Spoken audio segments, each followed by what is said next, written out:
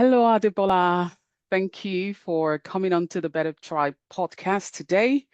This is our episode 2, and we're so excited to hear about your story and learn some of the top tips you're going to talk to us about. Welcome to our podcast. Thank you so much. Thank you, Abimbola. I am excited to be here. I'm excited for the next few minutes. I am looking forward to this session. Thank you so much for inviting me. I don't take the opportunity lightly. Thank you. Oh, thank you. So let's get straight into it then. So we're going to start with the first question, which is what made you move to the UK? So what's your story? What's that story behind the big move? Amazing. Thank you so much. So what made me move? And I was counting how many years the move has been. So this year makes 20 years Ooh. that I made the big move. So I'd come to visit a couple of times before that. But what prompted the move, the final move, so to speak, was me not wanting to study medicine. So my parents wanted me to study medicine, and I started. Um, and then in the first couple of years, I just knew this wasn't going to be for me. So I love looking after people. I love caring for people. And right from the earliest of age, I know I've always said, oh, I want to be a doctor. I want to look after people. And I remember they used to make fun of me because my Yoruba in school, I was A1 in Mm. Yoruba. So they were like, yeah, you're going to be a herbalist. I'm like, yeah, I'll be a traditional doctor. How about that? But when the time came, of course, I jumped into, I was, encouraged by my parents into the medical field. And I started, and I'm like, no, I want to care for people, but I don't want to see blood. I can't do it. And my mom had come to UK. So when after a few visits, I said to her, I'm like, can I don't do this? I can't do it. And she was like, yeah, talk to your father. And then I spoke with dad, had the daughter-father conversation. And of course, it was a big move. It was a big decision for my father to let me leave the known, as he said, for the unknown. Because I didn't have anything in the UK that I was coming to. I didn't know the path I was going to come into. To study medicine in the UK was ridiculously expensive as an international student. So, it was him saying to me that, yes, I do trust, with the passion with which you're coming to me, I will release you. Um, and I remember the conversation. I remember the day. I remember where it took place. And I came and I journeyed. I'm a person of faith. And I said to God, I'm going. But he said to me that, yes, you're going because you need to go, but your coming back is going to be great. So I took the leap. So I came because I didn't want to study medicine. Oh, that is such an interesting background. And I think those conversations with parents are very, very memorable. Yeah, I know that is something you're going to cherish for the rest of your forever. life. Yes. The opportunity for them to say, okay, do whatever it is you think, I think that is just really grand. So thank you, mommy and daddy. Absolutely. And that's why I like to listen to the kids. I like to, now that we're at that stage in life, give them the opportunity also to follow their passion. Absolutely, absolutely. And I think that's a really good point to then moving to. So, what has this career journey been from Ah. herbalist, Herbalist doctor. herbalist doctor to medical doctor-ish to where are we So, today? So, can you tell us a bit, tell us about your career journey since you've absolutely. moved to the UK? Absolutely. So I came to the UK, not knowing what to do, started searching, got an opportunity to do A level because I thought going back to college was a good idea. I said to them at college, I'm not going to do this course for 2 years because I've already started. The first year in medical school is more or less A level. So I said, I have done that already. So I want to do this 2 year A level in 1 year. And that was my first, confidence building activity, if you like, in the United Kingdom with my Nigerian accent, and at the college, they said to me, we don't normally do it, but if you can scale through an interview, and they said the man that interviewed me apparently was one of their toughest. If you can scale through that interview, then then you can do it. So I did the 2-year A level in 1 year, which, is a different story on its own. And then in that same breath, right, I took the boldness, because when I had come, they had told me this is what you can do in terms of job, in terms of, starting that career path. These are the kind of things your kind of people can do. And I don't like to take those kind of things. So I took a different path and I stepped out. I basically just I walked into the businesses on the high street. I said, I have just arrived. This is my experience and I can work. Have you got job for me? As simple as that. And with that boldness, confidence, and just going against the trend in that sense, there was one business that opened up to me. The lady was, I think she was signing out. So she gave me the number of, the whoever I needed to speak to. I called them and I was invited for an interview. Mm. So I went for the interview. Of course, the thing I do today around CV coaching and all of that comes into play, because part of my experience is from Nigeria. What I'd done in my mother's business in Nigeria, I took it as my experience. I said, Yeah. I've interviewed people, I recruit people, I've managed people, and that got me the job. So I got my first sort of customer service. This was face to face. Imagine, I was just coming from Nigeria. I was scared to my teeth. I was going to be dealing with customers speaking their English. Um, you know, so I did that. I started my face-to-face customer service job there, and I had to combine that with college. So it was a really difficult time, but I had to manage my time wisely. I had to focus on what was important. So I did. That was where I started my career. Did that for a few years, and then after college, I got an opportunity to study. It's not medical study or whatever. It's neuroscience and psychology. So it's still in the line of looking after people, taking care of people. It's just not the blood one. So I'm a mind doctor, is what I say. So I got that, but that meant I had to move cities. So I had to look for another job. So I was looking for another job, and again, did not follow the trend. Looked for another job. I got a customer service job again, which was with a big organization. So the first one was in the food industry. This Mm. time was in the insurance industry. So I was, um, it was a better pay, better organization, bigger setting. And I Mm. was like, okay, how are we going to do this? We're going to have to do it because I have now got the job. We move. Um, it was a more difficult recruitment exercise this time around. But thank God we got it. I got Mm. in there. So I did that through uni Yeah. years. And then after that, I had graduated now with what we call neuroscience and psychology. And then what? So I started looking for opportunities. I got a short burst of contracts. Again, I moved city after university. Um, so I got a short burst of contracts, HR, administrator, recruitment. I got graduate recruitment consultant job to start with. It was again, the beginning stage of that part of career, but gradually the career was building in that sense, without me knowing. I Mm. got project coordinator experience, but what the reason I'm highlighting that is in the time when we're looking for the big job, so to speak, because I'd now finished my second degree and I was looking for a proper job. Yeah.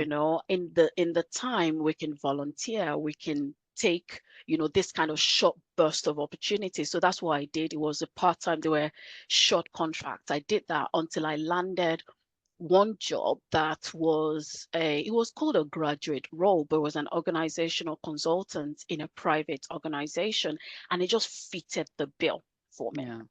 But guess what I did, Abimbola? I did not just take it all. I negotiated the salary. Ooh. So I thought about the things I could leverage Mm. for this opportunity, and I said it to them. I put it across to them. I'm not going to take this salary you're offering. And I was able to were able to meet middle ground, but that was about 20% more. So I started with that. It was okay. But why am I saying that? Again, we can negotiate, don't just take the salary. You can ask for more, especially Mm. once you know your worth, your value, and what you will bring to the organization. And so I started as organizational consultant, and I was the only organizational consultant as well. So don't pay me now. Um, so after that, after about 5 years or so of that, it was then life changed, right? I Mm. couldn't carry on traveling all over the country for this organization. I needed to settle, work-life balance, and all of that. So this was when I decided to change career. Okay. You know, change. I changed career into from that sort of organizational consultancy into project delivery. Um, and I'll tell you something that I now tell people. I started at, and I still talked about this to someone earlier today when I was coaching. Um, I was afraid because I was like, I'm going into project delivery, different area, totally different area. I don't even know. I hadn't been in a totally project environment. And this environment I was going into was a very big organization, Mm. very big organization, project delivery space. I'm like, I don't even know the tools. Before everything scatter, let us go at the low level. So I entered at the low level, right? But um, what goes with me everywhere is the hard work. Yeah. So with that diligence, I very quickly rose up the rank within the organization. And, Mm. I had a lot of, looking back and a lot of comments, a lot of compliments, a lot of how did you do it? Oh, this will normally not happen. But I got, promoted within the business and very quickly progressed from that junior project delivery. It was a project planner to start Yeah. with, then rose to the lead planner, and then into project control manager, then into um, project control lead, and then into program and portfolio lead, and then into the function PM lead, and just kept growing within the business, and now into a people coach. So that's how Mm. the career has grown. Wow, that is I think one of the things that comes through all through what you've narrated as your career journey, I've got written down here is bravery. Um, and I think that just it was really strong in everything you said. I think bravery and learning to build confidence as you journey through. And the other thing I wrote down was don't belittle your past Mm, experience. Don't belittle your past experience and don't just flow don't just follow the flow. In fact, mhm. I'm writing a epistle down. This is so exciting, Adebola. Thank you so much for sharing that. I think I'm learning a lot. So I'm hoping that people watching this are like, okay, where's my pen and paper? Let me write down. And just before we go on to the last question, I'll Mm. just want to say, can you just say a bit about Surgir Consulting, your business, because I know you chipped in a bit and a bit in the conversation, but I just want people listening to be able to understand what they can have access to if Absolutely. they need any of the services. Absolutely. Thank you so much for that opportunity. I really, really appreciate that. So Surga is basically a consulting firm that works with individuals and works with organizations to maximize potentials. So we're constantly looking and working either one-on-one or with groups of people to basically bring out what you have in you, what we know, what we can see already is in there. And it's just a case of working alongside you to bring it to the forefront and to bring it to expression. And we basically use four um, ways, if you like, as our expression, and that's through speaking. So I get invited to speak, um, through training. So we do leadership training, personal growth training, and communication training. And through coaching, I've mentioned coaching. So I do one-on-one coaching or group coaching. And then we've got the last exciting element, which is the Grow Book Club. And the Grow Book Club is growing every day. So in that book club, basically, we're a group of people that just want to grow and we read every month. And then under that, we have workshops that we run as well. So we have virtual workshops, we have face-to-face hangouts where, again, we're just learning and growing. So that's what we do. We work with people. And if you want to know more, you can go to www.surgirconsultingservices.com. Oh, thank you so much. That's so powerful. When you talked about the first fourth expression, I was shining my 28 because I can't call it 32 anymore. Have you had extraction too? I've had extractions. I was because I've been a part of that, and I've kind of gotten value from the Global Club. So yes, as Adebola said, you can go onto our website and check the services that Surgir provides. So the last question quickly as we wrap up. So what top three tips would you give to people? Um, um, Things that you've learned on your career journey, so top three tips. Right. So the first one I think that has really been, and I probably said it earlier, but I'll expand on it, that has really been my whole journey in this UK is don't be afraid to try. Mm, Don't just stick to what they say. So they say this is all you can get. People like your kind, people that are from this area, people that speak like this and like that. That's all you can get. I mean, who says you can't? Who says mm, you can't? So that's don't be afraid to try. Don't be afraid to put yourself forward. Don't be afraid to ask the question is the first one. So don't be afraid. mm, Whatever education you need to get it, but don't be afraid. Put in application, talk to somebody, don't be afraid, basically, is the first one.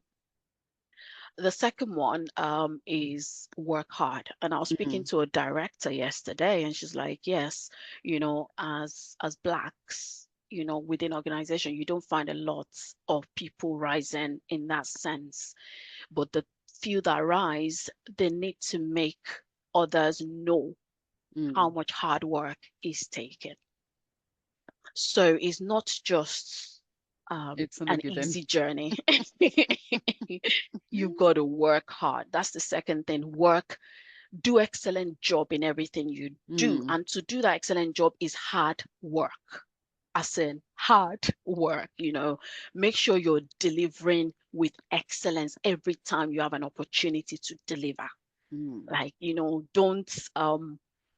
don't do any shoddy work. Shoddy job. make sure make sure you work Be hard on point every time. consistently, Mm, consistently, consistently. Tony Robbins says that it's not what we do once mm. in a while Yeah, that shapes our lives. It's what we do consistently. So consistently. let them know that when it's you that Mm, you're going to deliver excellently. You work, you're working consistently, showing up day in and day out. mm. And that comes through hard work, you Yeah, know. Hone your yeah, skills, make sure yeah. you're sharp at and you might not be sharp straight away, because like I said, I moved into a different area. So you can imagine I wasn't sharp, but I was constantly, learning. Learning. Mm, Um, and the third thing I think I would say is um, be okay to change, adaptability, be mm. flexible. As in one door is not opening, go and try another door. One way is not working, go and try another way. As you are saying that, I'm remembering a proverb in Yoruba.